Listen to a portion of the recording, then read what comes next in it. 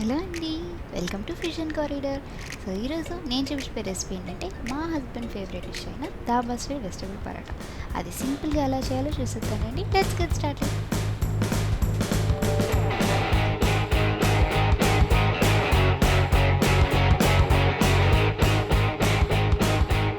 ఇప్పుడైతే మనం పరాటాల కోసం పిండి కలిపి పెట్టేసుకుందామండి. నేను గోధుమ పిండి ఈ మెజరింగ్ కప్తో 3.5 కప్స్ వేసుకున్నాను.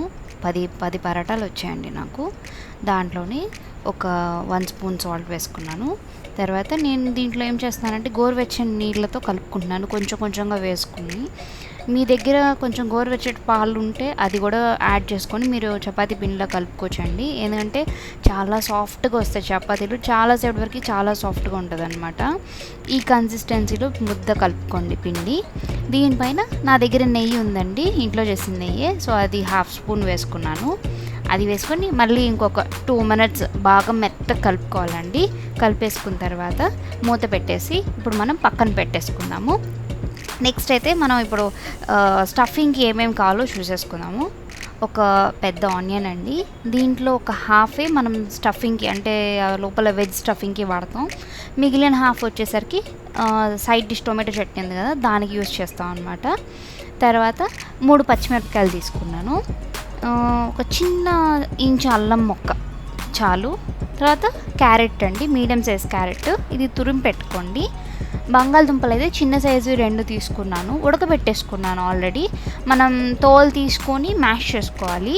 కాలీఫ్లవర్ అయితే ఒక చిన్న పావు ముక్క తీసుకున్నాను. దాంట్లోనే చిన్న చిన్న ముక్కలు ఒక 10 ముక్కల దాకా కట్ చేసుకున్నానండి.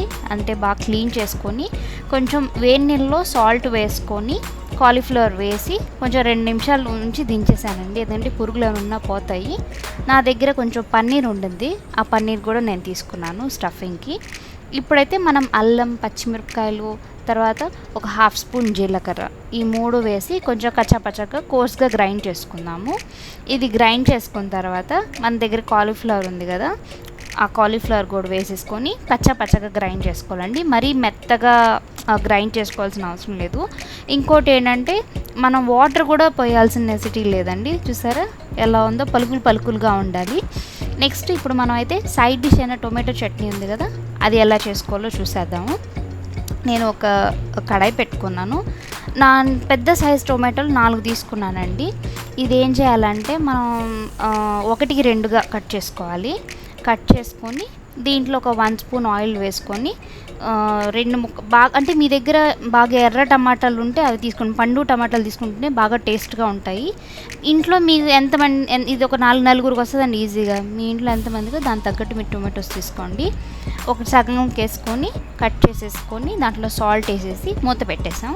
ఇప్పుడైతే స్టఫింగ్కి మళ్ళీ సపరేట్గా ఒక కడాయి పెట్టుకొని దాంట్లో ఒక 1 స్పూన్ ఆయిల్ వేసుకున్నానండి.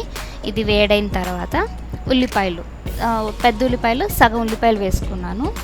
ఇప్పుడైతే టొమాటోస్ని చూసారా నీళ్ళు వచ్చేసాయి. ఈ స్టేజ్లో మూత తీసి మీడియం ఫ్లేమ్లో పెట్టేసుకోండి, వాటర్ అంతా ఇంకిపోవాలన్నమాట. ఇంకిపోయిన తర్వాత అప్పుడు మనం ఆఫ్ చేసేసుకోవచ్చు, మూత అయితే పెట్టకండి. ఇప్పుడు ఆనియన్స్ అయితే గోల్డెన్ బ్రౌన్ స్టేజ్కి వచ్చేసింది. మనం కాలీఫ్లవర్, అల్లం, జీలకర్ర, పచ్చిమిర్చి ఇవన్నీ వేసి కోర్స్గా గ్రైండ్ చేసుకున్నాం కదా. ఇప్పుడు ఇది ఉల్లిపాయల్లో వేసేసి బాగా కొంచెం మీడియం ఫ్లేమ్లో పెట్టుకొని పచ్చి వాసన పోయేంత వరకు బాగా వేయించుకోండి. ఎందుకంటే ఈ కాలీఫ్లవర్లో కొంచెం పచ్చి వాసన ఉంటుంది, బాగా వేయించుకోండి. వేయించిన తర్వాత మీకు ఎలా ఉంటుందంటే అప్పుడు వాటర్ రిలీజ్ అవుతుంది. వాటర్ రిలీజ్ అయిన తర్వాత ఆ కలర్ చేంజ్ అవుతుంది, కొంచెం లైట్ గోల్డెన్ బ్రౌన్ ఆ కలర్ వస్తున్నప్పుడు అప్పుడు సాల్ట్ వేసుకోండి. 1 స్పూన్ సాల్ట్ వేసుకున్నాను. ఒక 1/2 స్పూన్ ఏమో పసుపు, 1/2 స్పూన్ ధనియాల పొడి, మళ్ళీ 1/2 స్పూన్ జీలకర్ర పొడి. టొమాటోస్ చూసారా సాఫ్ట్గా అయిపోయింది. ఇలా అయిపోయిన తర్వాత మనం ఇప్పుడైతే ఆఫ్ చేసేసుకుందాము. తర్వాత నేను చాట్ మసాలా వేసుకున్నానండి, స్టఫింగ్లో వేసేసి బాగా కలిపేసుకున్నాను. తురిమిన క్యారెట్, ఉడకబెట్టుకున్న బంగాళదుంపలు, అది బాగా మెత్తగా మ్యాష్ చేసుకున్నాం కదా, అది మొత్తం దీంట్లో వేసేసి బాగా ఉండలు లేకుండా బాగా మిక్స్ చేసుకోండి. ఇంకా ఫైనల్గా పన్నీర్ నా దగ్గర ఉండింది కదా, పన్నీరు, కొత్తిమీర ఇది వేసేసి ఇంకా స్టవ్ ఆపేసేయండి. ఇంకా ఉడకవసరం లేదు, ఆల్మోస్ట్ అంతా అయిపోయింది, ఉడికిపోయింది. ఇప్పుడు ఇంకా బాగా కలిపేసుకోండి.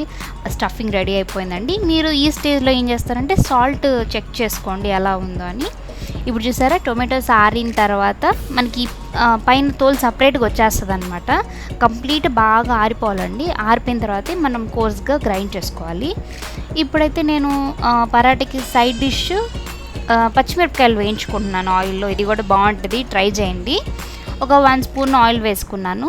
దాంట్లో పచ్చిమిరపకాయలు వేసి లైట్గా దోరగా వేస్తే చాలండి. దాంట్లో 1/2 స్పూన్ సాల్ట్, అంటే లైట్గా పైన వైట్ కలర్ వస్తుంది స్కిన్, అంతవరకు వేయించుకుంటే చాలు. ఇంకా అంతే, ఆఫ్ చేసుకున్నాను, పక్కన పెట్టేసుకున్నాను. ఇప్పుడైతే టొమాటోస్ ఏం చేద్దామంటే లైట్గా కచ్చాపచ్చగా ఇలా కోర్స్గా గ్రైండ్ చేసుకోండి. మనం ఇప్పుడు చట్నీకి ప్రిపరేషన్ స్టార్ట్ చేసుకుందాము. గిన్నెలో ఆ టొమాటో కచ్చాపచ్చగా వేసినాం కదా, దాంట్లో పచ్చిమిరపకాయలు, ఉల్లిపాయలు, కొత్తిమీర, ఒక 1/2 స్పూన్ లెమన్ జ్యూస్ అండి వేసేసుకొని, మీకు సాల్ట్ ఒకసారి చెక్ చేసుకోండి ఎంత కావాలో. సాల్ట్ ఇంకా అడిషనల్ కావాలంటే యాడ్ చేసుకోండి. ఇంకా అంతే, చట్నీ రెడీ అయిపోయింది, స్టఫింగ్ రెడీ అయిపోయింది. ఇప్పుడైతే పిండి మళ్ళీ మనం పరాటాలు ఒత్తేసుకుందాము. పిండి మళ్ళీ బాగా ఒక 2 నిమిషాలు బాగా కలపండి. కలిపిన తర్వాత బాల్స్గా తీసి పక్కన పెట్టేసుకోండి. కొంచెం మీడియం సైజ్ చేసుకోండి, మరీ పెద్ద కాకుండా చిన్న కాకుండా. నేను మీడియం సైజులో తీసుకున్నాను అనమాట. కొంచెం లైట్గా పొడి పిండి తీసుకొని కొంచెం రోల్ చేసుకున్న తర్వాత దాంట్లో స్టఫింగ్ పెట్టుకున్నానండి. స్టఫింగ్ పెట్టుకొని కొంచెం బయటకు రాకుండా క్లోజ్ చేసేసేయండి. మెత్తగా పైన కొంచెం లైట్గా ఒత్తుకోవాలన్నమాట. ఒత్తేసుకున్న తర్వాత ఇప్పుడైతే మనం పరాటాలు ఫ్రై చేసేసుకుందాం. ఇంకోటి ఏంటంటే, ఈ పరాటా వచ్చరికి మనకి సన్నగా రాదండి, కొంచెం మీడియంగానే వస్తుంది. మరీ లావు కాకుండా మరీ సన్నగా కాకుండా ఉంటుంది. ఇప్పుడు మనం అయితే పరాటాలు వేయించేసుకుందాము. తవ్వ పెట్టేశాను. ఇంకా ఈ పరాటాలు మీరు వేయించుకునేటప్పుడు కంప్లీట్గా హై ఫ్లేమ్లోనే పెట్టి వేయించండి. అప్పుడే బాగా లోపల వరకు బాగా కుక్ అవుతుంది. నా దగ్గర వెన్న ఉండింది, వెన్న వేసుకొని కాల్చుకుంటున్నాను. మీ దగ్గర ఆయిలో లేదంటే గీయో ఏదున్నా పర్లేదు, ఏం వేసుకొని చేసుకున్నా కూడా టేస్ట్ బాగుంటుంది. ఇంకా హై ఫ్లేమ్లో పెట్టుకొని బాగా లోపలంతా కుక్ అయ్యేంత వరకు బాగా కాల్చుకోండి. కాల్చేసుకున్న తర్వాత ఇప్పుడు మా వారు ఏం చేస్తున్నారంటే పరాటాకి సైడ్ డిష్ కర్డ్ చట్నీలా చేస్తున్నారనమాట. మీ దగ్గర గట్టి పెరుగు ఉంటే నీళ్ళు లేకుండా తీసేసుకొని ఆ పెరుగు తీసుకోండి.